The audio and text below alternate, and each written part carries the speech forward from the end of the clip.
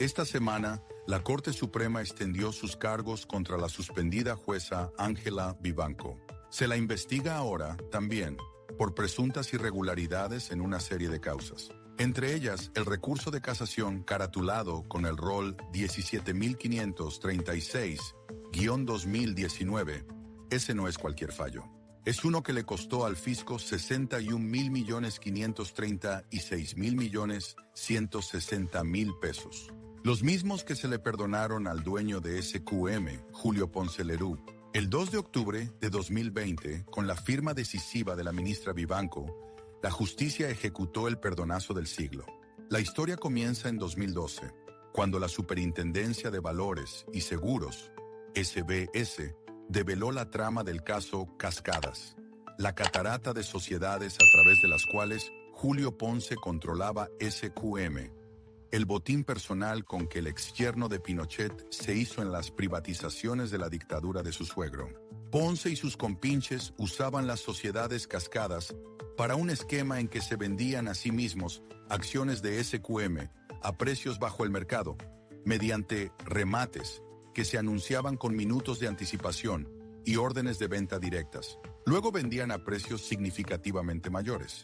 El esquema, según la SBS, le permitió a Ponce y a sus compinches embolsarse irregularmente $332 millones entre 2009 y 2011, generando perjuicios por 300 millones al resto de los accionistas, incluyendo los fondos de pensiones, que tenían grandes inversiones en los negocios de Ponce. Las AFP involucradas y la superintendencia del ramo calcularon que los fondos de pensiones perdieron entre 31 y 44 millones de dólares debido a este esquema, con más de 7 millones de afiliados afectados. Si usted tenía dinero en su fondo de pensiones entre 2009 y 2011, es probable que haya sido uno de los esquilmados para constituir el magnífico botín de Julio Ponce y sus compinches. La SBS aplicó a los involucrados la multa del siglo, la mayor sanción en la historia del organismo, por 1.700.000 UF. Al cambio de hoy, 64.376.960.000 pesos, o si usted prefiere, 69.205.232 dólares. La multa correspondía al 30% de las operaciones irregulares, el máximo que permitía la norma. Esta fue ratificada en 2016 por el 18 Juzgado Civil, pero la artillería legal de Ponce, ideólogo y promotor del esquema según la SBS, tenía más sorpresas preparadas. Decidieron ir por el Tribunal Constitucional. En 2018, por 6 votos contra 4, el Tribunal Constitucional determinó que la norma que permitía a la SBS multar por hasta el 30% de las operaciones irregulares era inconstitucional, por ser vaga e imprecisa. Con esa carta bajo la manga, Ponce llegó a la Corte de Apelaciones, que le dio la razón, y luego a la Corte Suprema. ¿Sobreviviría la multa del siglo?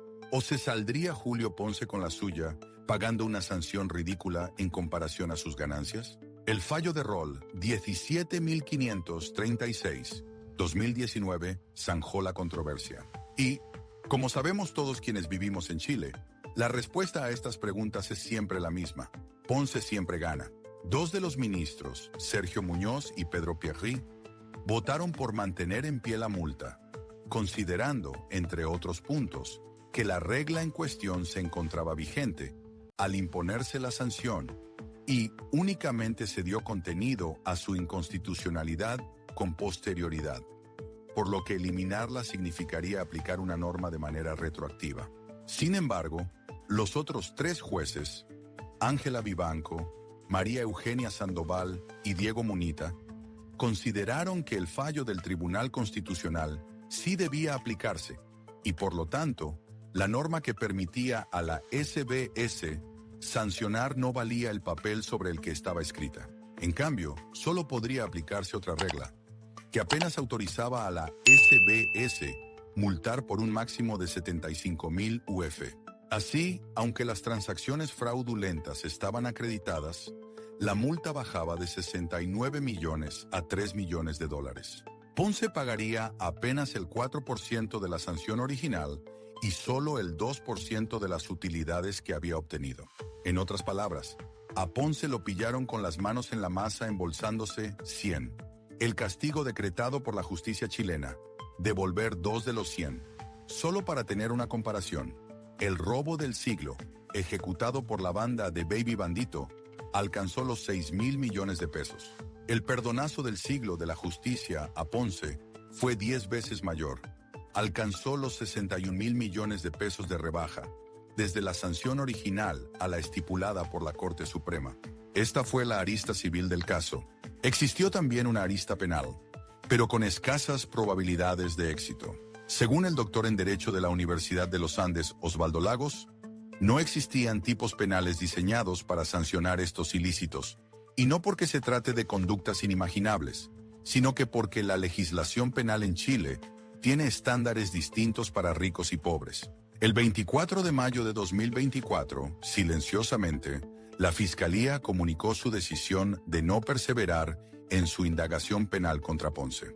Fue la palada final en el entierro del caso. Ahora la Corte Suprema indagará la actuación de Ángela Vivanco en el fallo que selló el perdonazo del siglo. 4 relatores de la Corte acusan a la jueza de incumplimientos de las normas y criterios existentes en la tramitación de esta y otras causas. ¿A qué se debió la inusual actuación de Vivanco en este caso en particular? En sus chats con Luis Hermosilla, ambos se coordinan para instalar ministros en la Suprema, integrar salas de una manera favorable a los intereses del penalista y comparten información reservada sobre sus causas. También hay indicios de irregularidades de Vivanco para beneficiar a una empresa bielorrusa en un litigio contra Codelco. ¿Habrá evidencia también de tráfico de favores en el perdonazo del siglo? Aún no lo sabemos. Pero sí es un hecho que la forma en que la justicia actúa en casos que involucran al poder económico está en tela de juicio. La sospecha es que el peso del dinero en la balanza de la justicia es irresistible, que el color del dinero se cuela por los entresijos de la venda, que debería ocultar su mirada del poder de quienes acuden a ella para hacer justicia. Y por eso es una exigencia que la Corte Suprema y la Fiscalía, en investigaciones rápidas y transparentes, develen toda la verdad tras este fallo que vale 61.000 millones de pesos. Daniel Matamala plantea una crítica contundente al funcionamiento de la justicia en Chile, enfocándose en la relación entre el poder económico y el sistema judicial. La columna relata el perdonazo a Julio Ponce Lerú en el caso Cascadas, y cómo la jueza Ángela Vivanco estuvo involucrada en un fallo que redujo considerablemente la multa a Ponce, favoreciéndolo después de un proceso lleno de irregularidades. La reflexión que surge de este análisis es inquietante. Parece que en Chile el peso del dinero tiene un rol determinante en la justicia. Casos como este evidencian cómo las grandes fortunas pueden comprar decisiones favorables, mientras la mayoría de los ciudadanos queda desprotegida ante un sistema que debería ser imparcial. La justicia para los poderosos y para el resto parece operar bajo reglas diferentes, lo que genera una creciente desconfianza en las instituciones. Este tipo de escándalos no solo afecta la credibilidad del sistema judicial, sino que también pone en duda la capacidad del Estado para defender los intereses de los ciudadanos comunes. ¿Cuántos más han sido afectados sin tener voz ni poder para revertir estas situaciones? Ayúdanos a seguir publicando estas noticias. Solo debes darle me gusta y comentar. Los mejores comentarios serán publicados en futuras ediciones. Además, te invito a suscribirte al canal y actives la alarma de notificaciones. Hasta pronto.